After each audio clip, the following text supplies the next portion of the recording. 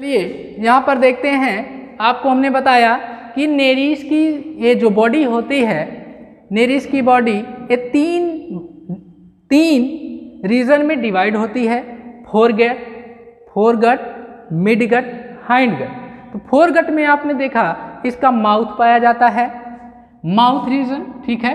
Buccal cavity पाई जाती है, mouth buccal cavity, ठीक है। और इसका फेरिंग्स पाया जाता है, फेरिंग्स, बक्कल कैविटी और माउथ, ठीक है।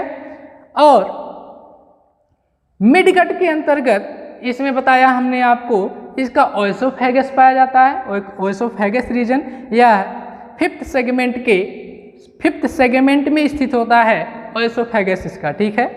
और लास्ट में हाइंडगट में हमने आपको बताया, हाइंडगट में एनस या कह लीजिए रेक्टम पाया जाता है। रेक्टम भाग लास्ट में यह पाया जाता है हाइंडगट रीजन में, ठीक है। तो फोरगट में यहाँ आप देख रहे हैं माउथ रीजन में यहाँ देखें पेरिस्टोमियम, प्रोस्टोमियम, इसके पश्चात यहाँ पर माउथ वाले रीजन से देखें, यहाँ पर बक्कल कैविटी इसका स्टार्ट है, ठीक है। बक्कल कैविटी माउथ से जुड़ा हुआ रहता है और जिसमें वन पेयर जॉ पाए जाते हैं जो काइटिनस होते हैं, नुकीले होते हैं, दांतीदार होते हैं, ठीक है, जो भोजन को कैप्चर करने में, पकड़ने में सहायक होते हैं, ठीक है। अब यहाँ से इस जॉज से जुड़े हुए या फेरिंग्स से नीचे आप आएंगे, देख रहे हैं यहाँ पर आपका ओएसोफेगस लगा हुआ है, इसका ओएसोफेगस रीजन है, फिफ्थ सेगमेंट में है, ठीक है। ओएसोफेगस लगा हुआ है, यहाँ पर ओएसोफेजियल ग्लैंड इसके पाए जाते हैं, ओएसोफेजियल ग्लैंड पाए जाते हैं, जहाँ से एक विशेष प्रकार का इसका प्रोटियोलिटिक एंजाइम सिक्रीट होता है जो इसके भोजन के पाचन में सहायक होता है, ठीक है। तो आगे यहाँ पर ऐसे देख रहे हैं आप, आगे ओएसोफेगस से होता हुआ यहाँ पर एक ट्यूब लाइक संरचना दिख रही है आपको, यहाँ ये स्टमक एंड इंटेस्टाइन, यहाँ पर देखें स्टमक और इंटेस्टाइन दोनों जो हैं एक ही जैसे संरचना में दिखाई दे रहे हैं, इसीलिए यहाँ पर ये स्टमक एंड इंटेस्टाइन यहाँ पर ये मिडगट रीजन में यहाँ पर रखे गए हैं, ठीक है। और इस प्रकार इसकी संरचना यहाँ पर आपको दर्शाई गई है। और लास्ट में रेक्टम होता है, रेक्टम के बाद एनस, ठीक है।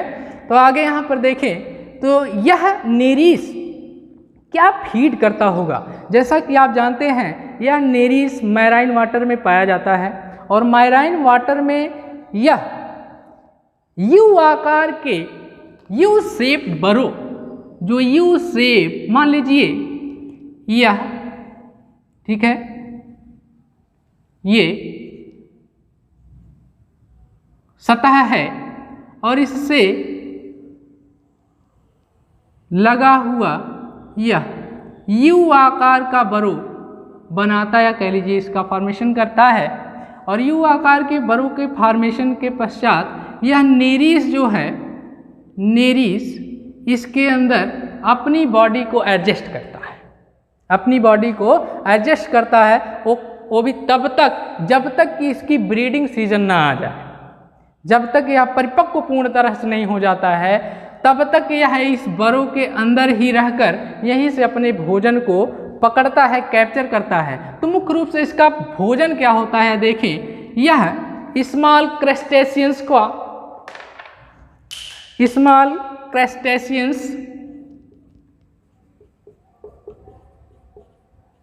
क्रस्टेशियंस, ठीक है, इसके भोजन है छोटे छोटे जीव, ठीक है, समुद्री जीव और छोटे छोटे मोलस्कन और कुछ अलग या कह लीजिए कुछ अन्य प्रकार के छोटे छोटे एनिलिड्स का भी यह अपने भोजन के रूप में ग्रहण करता है। और कैसे करता है जानते हैं, यह इस यू शेप्ड बरो में जब रहता है, यहाँ पर इसकी सतह पर एक प्रकार का यह म्यूकस कोन सिक्रीट करता है, म्यूकस कोन सिक्रीट करता है जो लसलसा सा एक द्रव है, पदार्थ है, ठीक है। म्यूकस कौन सिक्रीट करता है, जिसके कारण स्रावित करता है, ठीक है, जिसके कारण जो भी छोटे छोटे समुद्री जीव हैं, मोलस्कन हैं या कुछ एनिलिड्स हैं और कुछ जातियां इसकी तो एल्गी को भी भोजन के रूप में ग्रहण करती है, ठीक है। तो यहाँ पर जो भी ये छोटे छोटे जीव आते हैं इससे चिपक जाते हैं, इससे इस प्रकार चिपक जाते हैं और यह आसानी से जो है इनको अपने माउथ पार्ट या कह लीजिए प्रोबोसिस, इसका माउथ रीजन जो होता है इसमें प्रोबोसिस पाया जाता है, ठीक है, प्रोबोसिस है जिसके द्वारा यह अपनी जा को, इस जबड़े को निकालता है, बाहर की ओर निकालता है और निकालने के पश्चात इन छोटे छोटे जीवों को अपने भोजन के रूप में ग्रहण कर लेता है। और जैसे ही ग्रहण करता है इसकी जा आप देख रहे हैं काइटिनस है, नुकीले हैं, दांतेदार हैं, ठीक है। जैसे ही भोजन इसके प्रोबोसिस के माध्यम से इस जा के द्वारा पकड़ा जाता है और पकड़ने के पश्चात यह जीव उस प्रे को, शिकार को कुतरना शुरू कर देता है, छोटे छोटे पार्ट में डिवाइड करना शुरू कर देता है और धीरे धीरे उस जीव का लुगदी बनाता है और धीरे धीरे उसका पाचन शुरू हो जाता है, ठीक है। तो यहाँ पर जैसे ही पहुँचता है, ठीक है, यहाँ पर जैसे ही पहुँचता है यहाँ एसोफेगस रीजन में, तो एसोफेगस रीजन में पहुँचने के पश्चात यहाँ एसोफेजियल ग्लैंड के द्वारा एक प्रकार का प्रोटियोलिटिक एंजाइम सिक्रेट होता है, जिसके कारण इस जीव का या कह लीजिए जो भी यह भोजन लिया है उसका डाइजेशन प्रारंभ हो जाता है, ठीक है, डाइजेशन शुरू हो जाता है। आगे इसका फूड तो आपने जाना कौन कौन सा होता है, स्मॉल क्रस्टेशियन, मोलस्कन और कुछ एनिलिड्स या एल्गी भी हैं, कुछ एल्गी हैं, ठीक है। और फीडिंग मैकेनिज्म भी आप देख रहे हैं किस प्रकार यह फीड करता है, स्मॉल क्रस्टेशियंस को या अपने प्रे को किस प्रकार पकड़ता है, पकड़ के खाता है, ठीक है। और इसमें जो ये भाग आप देख रहे हैं, टेंटेकल्स, पैल्प और आइज कुछ समय के लिए कुछ जीवों में, और यहाँ पर ये सिराई जो आप देख रहे हैं ये सेंसरी आर्गन का कार्य करते हैं, ये सेंसरी आर्गन का कार्य करते हैं जब भी कोई बड़ा जीव इसके संपर्क में आता है या कह लीजिए इस बरों से होकर गुजरता है, जिससे अपनी क्षति महसूस करते हैं कि इससे मुझे क्षति हो सकती, नुकसान पहुंच सकता है, तो इन सेंसरी आर्गन के द्वारा वह सूचना प्राप्त करते हैं और बरों के अंदर घुस जाते हैं, जिससे आसानी से बच जाते हैं, ठीक है। आगे चलिए, आगे मैं इसका फीडिंग मैकेनिज्म आप जान ही चुके हैं। देखें यहाँ पर फीडिंग मैकेनिज्म, फूड तो आपने देखा और फूड के बाद फीडिंग मैकेनिज्म में आप जानते हैं कि यह जीव जो होता है नेरिस, यह नॉक्टर्नल होता है, नॉक्टर्नल रात्रिचर होता है, जान रहे हैं, नॉक्टर्नल होता है, रात्रिचर। कार्निवोरस होता है, कार्निवोरस होता है, ठीक है। कार्निवोरस मीन्स जानते होंगे मांसाहारी, ठीक है, मांसाहारी जीव है यह नेरिस आपका एनिमल, जो स्मॉल क्रस्टेशियंस को, मोलस्कन्स को, एनिलिड्स को, एल्गीज को यह अपने भोजन के रूप में ग्रहण करता है, इस प्रकार आप देख रहे हैं। इसके बाद यह जीव अपने भोजन का पाचन किस प्रकार करता है, यहाँ पर देखें, यहाँ से आप देखें डाइजेशन, एब्जॉर्प्शन इसमें किस प्रकार होता है।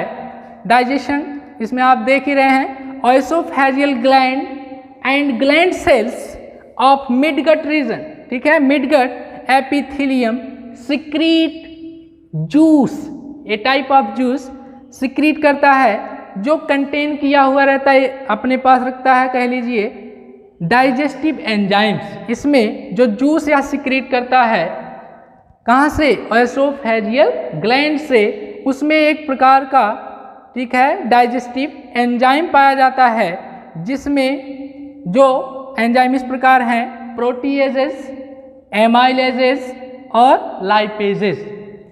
प्रोटीएजेस प्रोटीन्स, ठीक है, प्रोटीएजेस जो होता है protein acts on protein, amylases acts on starch और लाइपेजेस एक्ट्स ऑन फैट। अब इसके बाद यहाँ प्रोटीएजेज एंजाइम जो है, प्रोटीएजेज एंजाइम प्रोटीन्स को एब्जॉर्प्शन किस प्रकार होता है देखें। प्रोटीएजेज एंजाइम प्रोटीन्स को पॉलीपेप्टाइड और पेप्टोन्स में तोड़ता है, और वहीं पर एमाइलेजेज एंजाइम जो होता है यह स्टार्च को माल्टोज में तोड़ता है, ठीक है। और नेक्स्ट लाइपेजेज एंजाइम जो होता है, यह लाइपेजेज एंजाइम फैट्स या लिपिड को फैटी एसिड एंड ग्लिसरॉल में तोड़ देता है, ठीक है। इसके पश्चात इस नेरिस में डाइजेशन, एब्जॉर्प्शन और इजेशन की प्रक्रिया जो होती है कंप्लीट होती है। इसमें देखें डाइजेशन, एक क्वेश्चन आपका पूछा जाता है, ऑब्जेक्टिव क्वेश्चन आपके आते हैं, जानते हैं आप। इसमें मोस्ट इंपॉर्टेंट क्वेश्चन एक और पूछा जाता है यहाँ पर कि इसमें डाइजेशन किस प्रकार का होता है, ठीक है। तो इसमें डाइजेशन जो होता है एक्स्ट्रा सेलुलर होता है। एक्स्ट्रा सेलुलर मीन्स होता है with in the alimentary canal, आहार नाल के अंदर इसमें डाइजेशन की क्रिया होती है, ठीक है। इसीलिए इसे कहा जाता है डाइजेशन एक्स्ट्रा सेलुलर। कैसा होता है digestion extra cellular. Most important question है डाइजेशन एक्स्ट्रा सेलुलर होता है। इस जीव में देखें तो मोस्टली देखा जाता है डाइजेशन और एब्जॉर्प्शन की क्रिया जो होती है मेनली, डाइजेशन और एब्जॉर्प्शन की क्रिया मेनली जो है स्टमक और इंटेस्टाइन के अंदर होती है। स्टमक और इंटेस्टाइन के भीतर इसमें डाइजेशन की क्रिया संपन्न होती है, एब्जॉर्प्शन की क्रिया संपन्न होती है। इसके पश्चात इसमें आप देखेंगे जो भी अनडाइजेस्टेड फूड मटेरियल होते हैं वो रेक्टम के माध्यम से, यहाँ रेक्टम से होते हुए कह लीजिए एनस के माध्यम से वह इजेक्ट आउट कर दिए जाते हैं। यही प्रोसेस कहलाती है इसकी इजेशन। Okay, thank you.